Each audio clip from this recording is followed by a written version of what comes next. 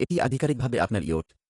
ওহ, একমাত্র সমস্যা হল আমি এটি ধ্বংস করার জন্য আমার সম্ভবত সবকিছু করব, আর আপনার উপর নির্ভর করে এটি একটি শক্তিশালী হামলা যেমন 100টি ক্যান্নবল, বৃহদাকার বিস্ফোরণ এবং আরও অনেক কিছু থেকে রক্ষা করতে হবে।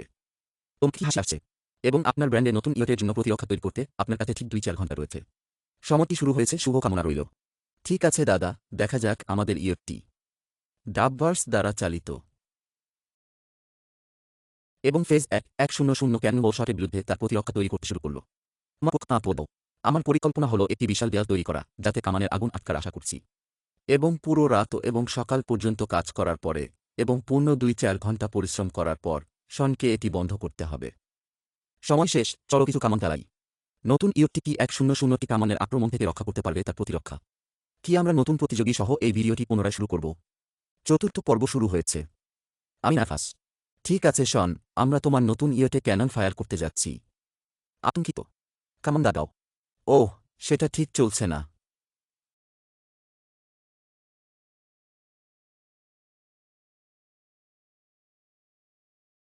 ডাবভার্স দ্বারা চালিত কামানগুলো তার রক্ষাবস্তুকে মাখনের মতো চিটকে নিয়ে যাচ্ছিল। আমি তো মানুষ। আমার মনে হচ্ছে আমি আমার আত্মার একটি অংশ হারিয়ে গেছি। এবং সম্ভবত আপনার ইয়টের একটি টুকরো।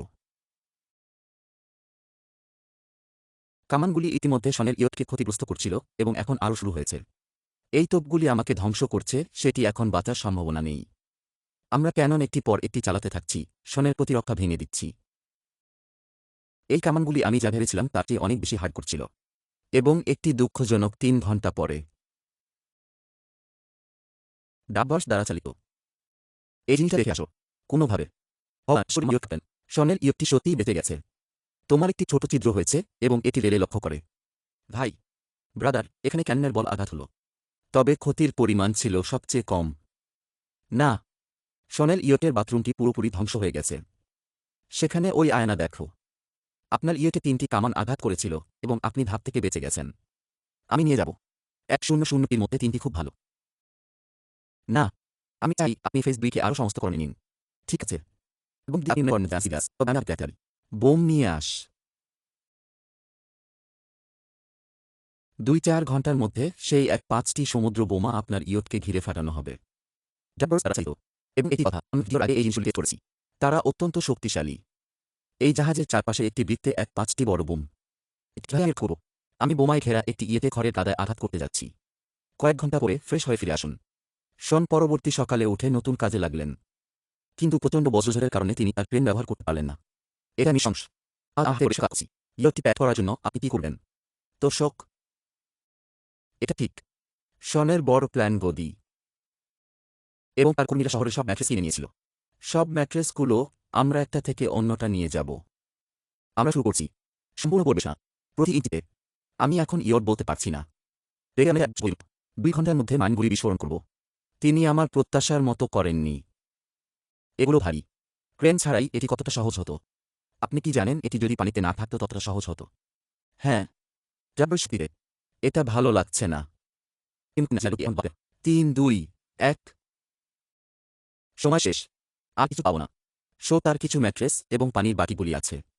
কার্ল, তোর কি তার কান ঢেকে রাখতে পারবে? এটি সম্ভবত আমার দেখা সবচেয়ে বহিষ্কৃত জিনিস। ডাবভার্স দ্বারা চালিত। হ্যাঁ। হ্যাঁ। হ্যাঁ। কোনো শেষ কথা আছে? টুপি দেওয়া যাবে? যদি তোমার ইয়ে বেঁচে থাকে তবে আমি তোমাকে টুপি দিব। ডাবভার্স দ্বারা চলে।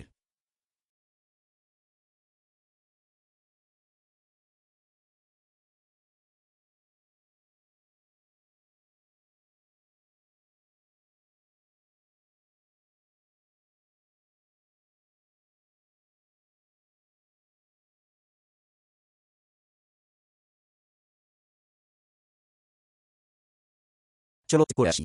আমার ইয়ট দেখে ভালো লাগছে। তিনি এখন আছেন। আমরা এটা করেছি। শুধু সব লেগেছে। এটা ঠিক। কি বলবো আমি নই।